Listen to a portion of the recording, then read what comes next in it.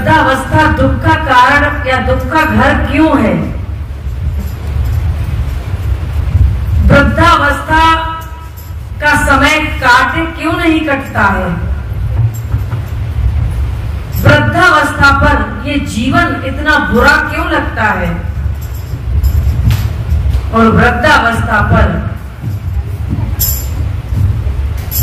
शरीर क्रस हो जाने पर भी वो मौत की तैयारी क्यों नहीं होती है? ये तमाम प्रश्न एक संत जीवन में उठते हैं ग्रस्तों के लिए कि ऐसा क्यों नहीं करते? क्यों वृद्धावस्था पर सबको अपना जीवन भारू लगता है? क्यों वृद्धावस्था पर दुखों के ढेर पर बैठ जाते हैं?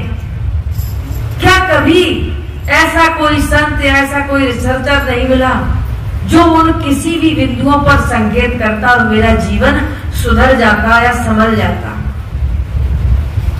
संत बताते हैं, संकेत करते हैं, लेकिन बताते समय हम उन बातों को प्रेम से सुनते नहीं। मन मथुरा और दिल काशी रहता है तो वो वाक्य मेरी समझ में नहीं आते हैं और हम उन पर चल नहीं पाते। क्योंकि मेरा अनुभव है कि जब हम कोई बात बताते हैं, वर्षों की खोजी हुई, सामने वाला जैसे नहीं म्यान में तलवार होती है और उसका हाथ होता है तलवार खींचने पर, और हम अपनी पूरी बात कर नहीं पाते, तब तक ऐसे तलवार निकाल लेता है, मतलब मेरी बात काटने के लिए। अब आप सोचिए कि जहां अनुभव सुना रहे हैं और आप सिर्फ अपने स्वभाववश उस स्वभाव की आदत की तलवार लिए सामने वाले की बात काटने हुए थे, और जहां बात कट ही गई है तो फिर वहां कहां आप समाधान ढूंढोगे? इसलिए वृद्धावस्था पर मेरी दुर्गति होती है और वृद्धावस्था मेरा सुखमय नहीं बीतता है, और वृद्धावस्था पर हर व्यक्ति दुखी रहता है। वृद्धावस्था पर 3 चीजें याद रखना, 3 चीजों का नाश हो जाता है, इसलिए मेरा जीवन दुखमय बीतता है। क्या कोई बुजुर्ग उन 3 चीजों को बता सकता है? चलो हम बता रहे हैं, सिर्फ आप अनुभव करना। पहला, रूप। ऐसा कोई है जो जवानी में जैसा रहा हो वही वृद्धावस्था पर बना रहे? बचपन में जैसा रहा, किशोरावस्था पर जैसा रहा और वृद्धावस्था पर जीव करते हुए मना रहे, ऐसा है कोई? रूप गायब होता है।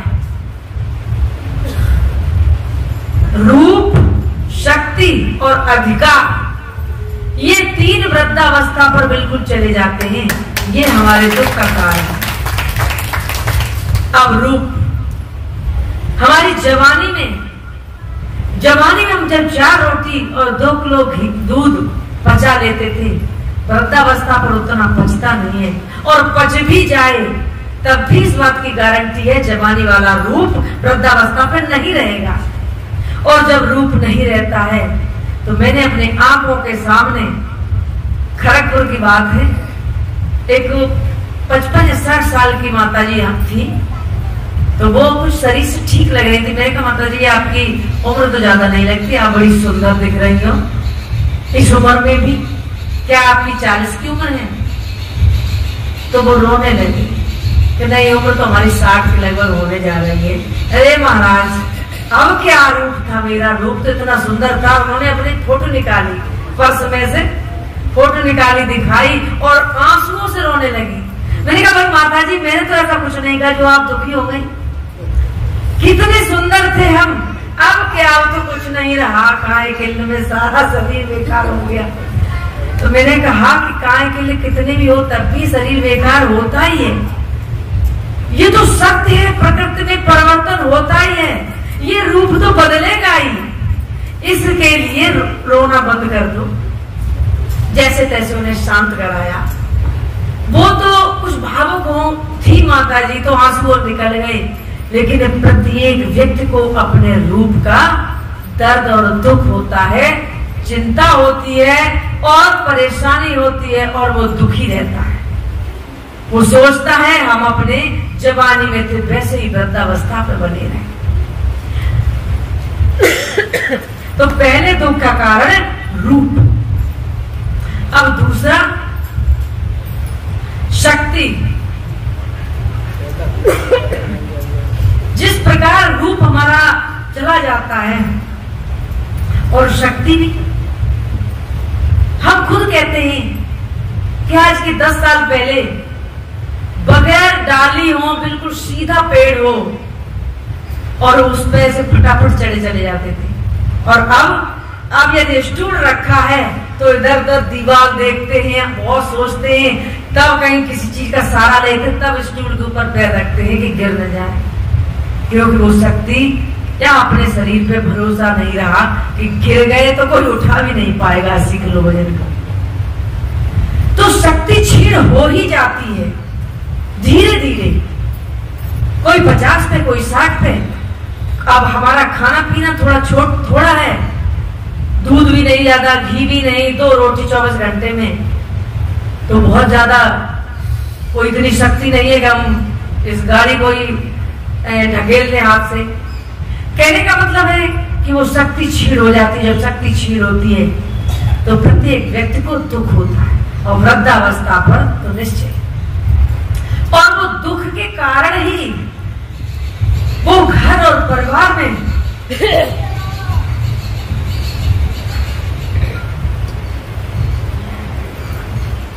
बहू और लड़के को ये ताना देते हैं, तेरे जब तुम्हारे जैसे थे तब तुम गड्ढा खोद के पानी पी लेते थे।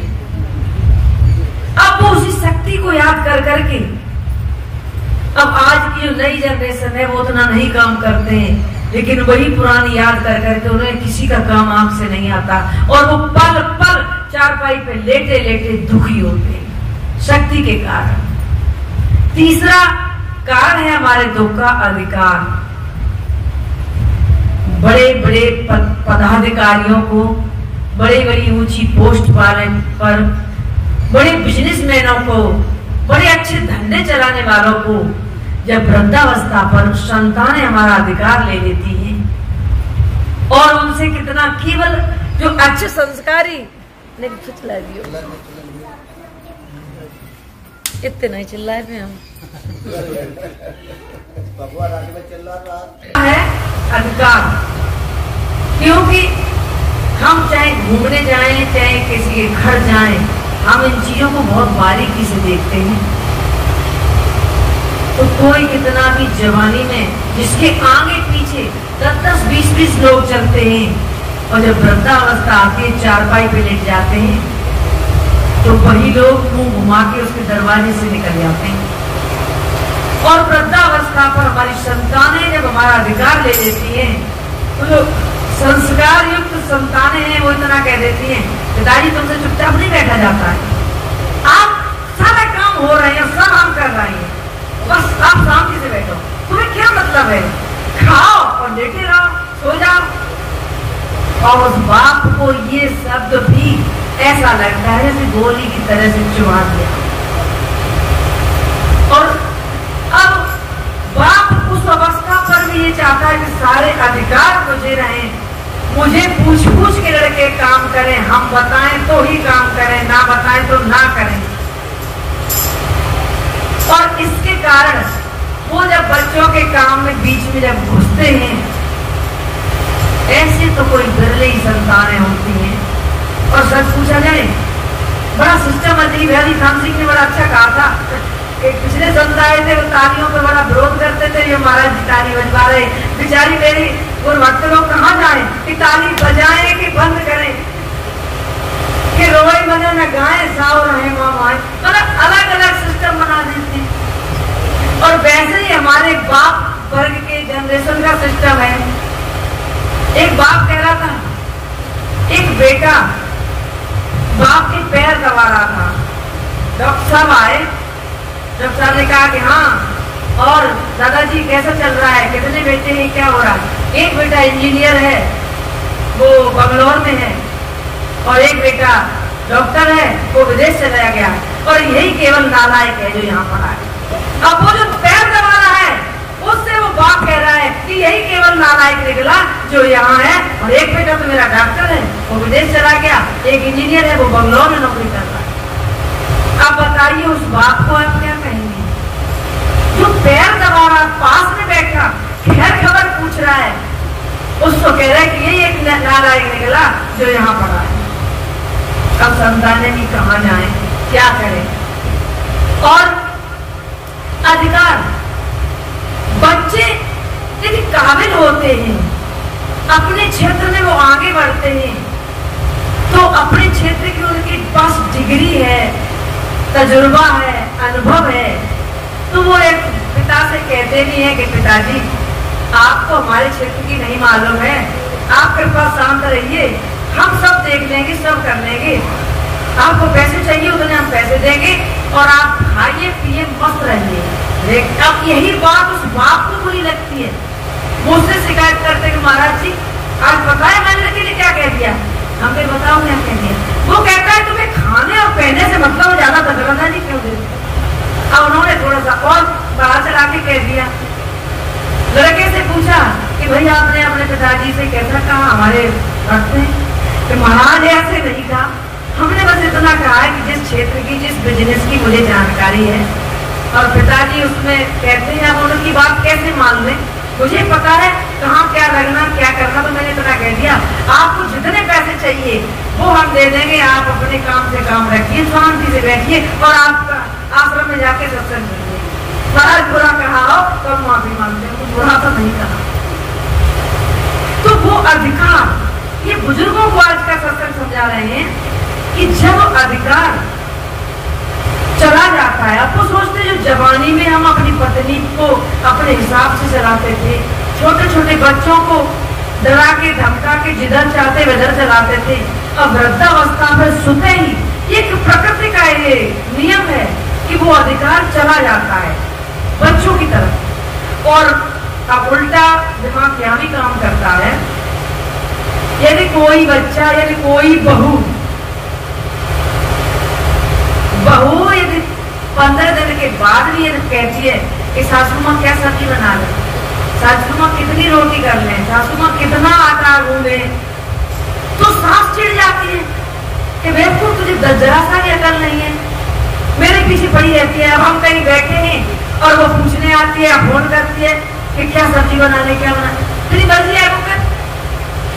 अब वो बहू कहती है जब सास का अधिकार भी न दें तो भी सास चिढ़ती है, और अपने मन से सब्जी बना लें तो भी मोहल्ले में कहती जाके तो वो बहू पूछती नहीं है। एक समझने की बात है, यहाँ सिर्फ दोष है कि जब मेरा अधिकार छिनता है तो वृद्धावस्था पर दुख होता है। हेडिंग ये है, पॉइंट ये है, रूप गया तो दुख हुआ, शक्ति गई तो दुख हुआ, अधिकार गया तो दुख हुआ। अब इसी जगह जो हम आप यहाँ से लगभग 17-18 किलोमीटर नेपाल है, वो कुछ हवाई किलोमीटर से हो सकता कुछ कम हो, जो मैंने वहां भी अनुभव किया, और मेरा कहीं भी जाने का एक उद्देश्य होता है, तो वहां बुजुर्गों को देखा, 4-6 लोगों को, तो उनका यही कहना है, बड़ा संतुष्टि लोग हैं माँ के, जैसा ठीक है बच्चे कर रहे हैं उनके काम में दखल नहीं देना, वो संतुष्ट। बच्चों की शादी के बाद बच्चे नौकरी में या धंधे में सेटल हो गए, बुजुर्ग के पास जो भी है वो पति पत्नी खाते हैं, बकाया आश्रम में देते हैं, और सुबह शाम आश्रम में आकर भजन करते हैं, संध्या आरती में शामिल होते हैं, सत्संग सुनते हैं। 2-4 नौकरी वाले, बिजनेस वाले, पति पत्नी से जो बचता है 10 लाख रुपए आश्रम में दे जाते हैं। ऐसे आश्रमों में जहां विदेशों से भी, देश से भी लोग आते हैं, खाते पीते रहते रुकते, और सारी उनकी व्यवस्था है, अच्छा भोजन देते, 2-2 3-3 सब्जी बनाते, सब कुछ। तो वृद्धावस्था पे जब तरफ बढ़िए, सत्संग की तरफ बढ़िए और थोड़ा अपने जीवन से दान पुण्य भी उधर करिए, तो मेरा भी जीवन सुखी रहेगा और बच्चे भी अपना कार्य करेंगे, वो भी सुखी रहेंगे। तो समय के अनुसार हम अपनी वाणी को विराम देते हैं, एक दो लाइनों का भजन के साथ, नहीं तो कुछ और भी बोलते।